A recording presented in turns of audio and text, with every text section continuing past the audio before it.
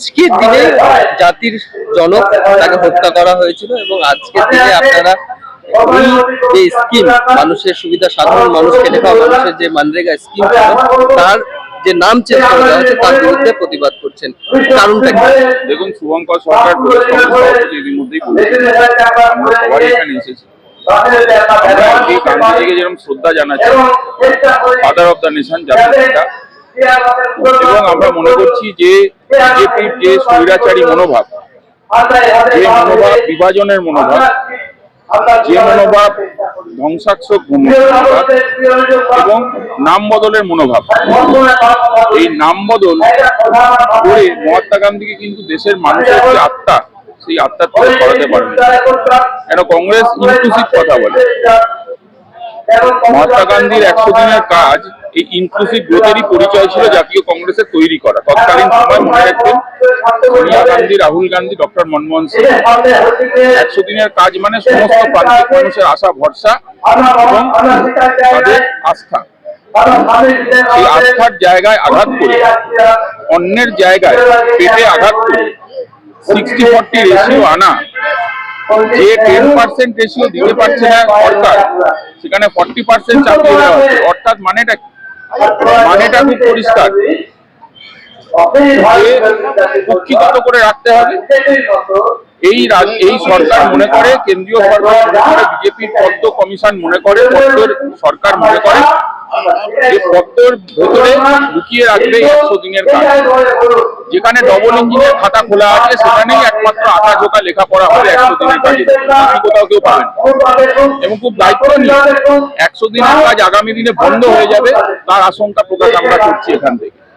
আমরা এটাও আশঙ্কা প্রকাশ করছি যে কে 100 দিনের কাজ পাবে আগামী দিনে, সেটাও হয়তো এই বিজেপির যা মনোভাব ধর্মের ভিত্তিতে করে দেবে। আমরা এটাও আশঙ্কা প্রকাশ করছি যে 100 দিনের কাজ বন্ধ করে দেওয়ার মাধ্যমে পুঁজিপতিদের হাতে সমস্ত কিছু তুলে দেবে। আদানিদের হাতে যেভাবে পোর্ট তুলে দেওয়া হয়েছে, একাধিকভাবে ধ্বংসস্বই মনোভাব আমরা প্রকাশ পাচ্ছি এবং এটা অন্যায়, এবং আমরা এটাকে কন্ডেম করছি। এই বিজেপি, এই সরকারের যাওয়া উচিত।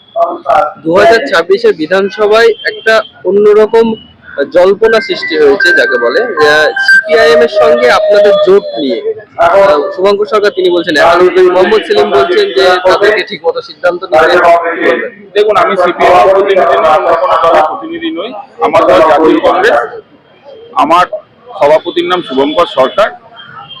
294টা আসনে বা 294টা কেন্দ্রে আমরা নিজেদের সংগঠনকে ঢেলে সাজানোর প্রক্রিয়ায় নেমেছি।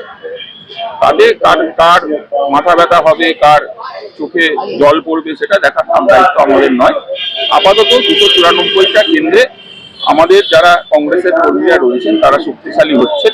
আমরা আমাদের সংগঠনকে ঢেলে সাজাচ্ছি, এটাই আমরা এখন প্রক্রিয়াকরণের ভেতরে রেখেছি এবং এইভাবেই আমরা আগামী সংগঠনকে এগিয়ে নিয়ে যাবো বাংলার মানুষের সাথে।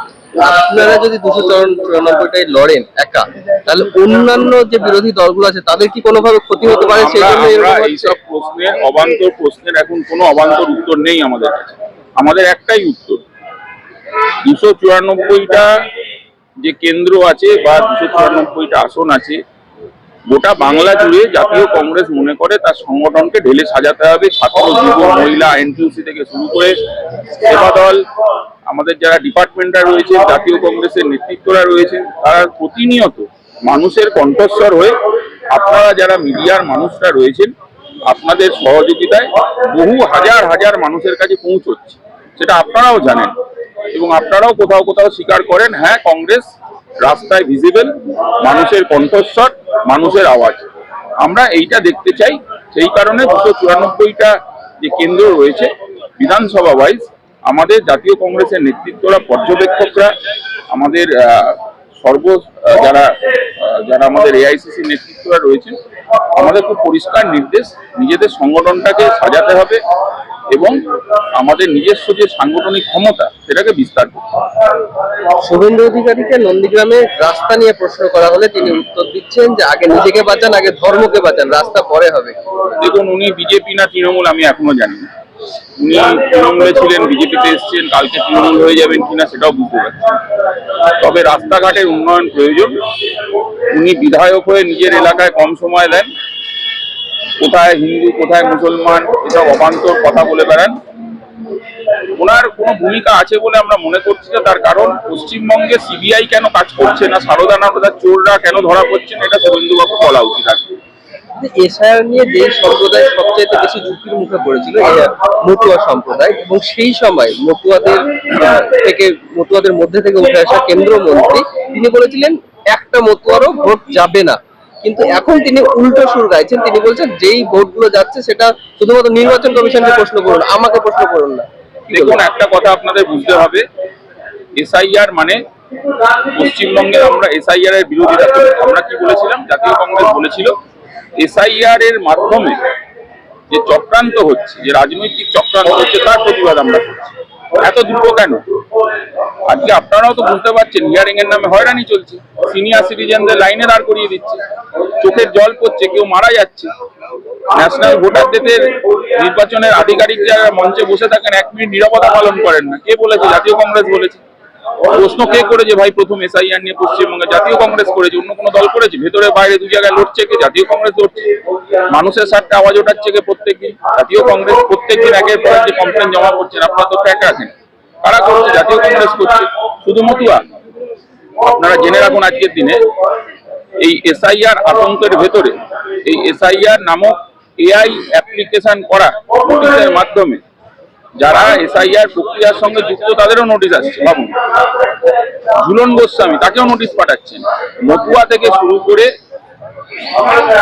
যারা বাঙালি, এই লাইনটা লিখে নেবেন আজকে, যারা বাঙালি পশ্চিমবঙ্গের দীর্ঘদিনের বাসিন্দা তারা বিপর্যস্ত, যেটা বিশেষ করে অন্যায় বলে আমরা মনে করছি। একটা শেষ প্রশ্ন, অনেকে মনে করছে যে কংগ্রেস তৃণমূলের বিরুদ্ধে অনেকটা নরম, বিজেপির বিরুদ্ধে কঠোর, এটা কি ঠিক? আপনাকে কে এটা বলেছে? আগে আমাকে নামটা বলতে হবে, আর কারা এই প্রশ্নগুলো করছে সেটা জানতে হবে। হয় তার অপদার্থ, নাহলে রাজনৈতিক বুদ্ধিশুদ্ধির খুব অভাব রয়েছে। শুভঙ্কর সরকারের নেতৃত্বে থানায় থানায় ডেপুটেশন কার বিরুদ্ধে হয়েছিল? ল অ্যান্ড অর্ডার সিচুয়েশন কার সাবজেক্ট? তৃণমূলের সাবজেক্ট। তৃণমূল সরকার চালাচ্ছে। এসএসসি দুর্নীতি নিয়ে রাস্তায় কারা নেমেছিল? জাতীয় কংগ্রেস নেমেছিল। বাজারে বাজারে দ্রব্যমূল্য বৃদ্ধি বেড়ে যাচ্ছে, টাস্কফোর্স কোথায় রাজ্যের? কারা নেমেছিল? জাতীয় কংগ্রেস নেমেছিল। বানতলা 1 লক্ষ শ্রমিক কাজ করে, সেখানে বানতলার অবস্থা বিভৎস, যেখানে ব্যবসা আসা দরকার। কোন দিনকে শুভঙ্কর সরকার গিয়ে প্রোটেস্ট করেছিলেন আপনারা জানেন, এখানে যখন পোলাও চিকেন মাটন উৎসব হচ্ছিল রেড কার্পেট পেতে। কেন তৃণমূল এগুলো জবাব দিচ্ছেন না? নিকাশি ব্যবস্থা নিয়ে, স্থানীয় সমস্যা নিয়ে কারা রাস্তায়? জাতীয় কংগ্রেস। একের পর এক বলছি আমরা। এবং আনন্দপুরে তারা প্রথম প্রতিবাদ করেছিল, তারপরে রাজ্যের যারা নিজেদেরকে পদ্ম পার্টি বলে বিরোধী দল, তাদের ঘুম ভেঙেছে। কারা প্রথম প্রতিবাদ করেছিল আনন্দপুর নিয়ে? কোনো দলের নাম বলুন। আমরা প্রথম গেছিলাম, শুভঙ্কর সরকার, আমরা নিজেরা গেছিলাম, আপনারা জানেন। তাহলে তৃণমূলকে উত্তর দিতে হবে যে এই সরকারের ল্যাবস কি করে, আর যারা এই প্রশ্নগুলো তৈরি করার চেষ্টা করছে তাদেরকে উত্তর দিতে হবে যে কে সফট অ্যাকচুয়ালি, তারা সফট না আমরা হার্ড।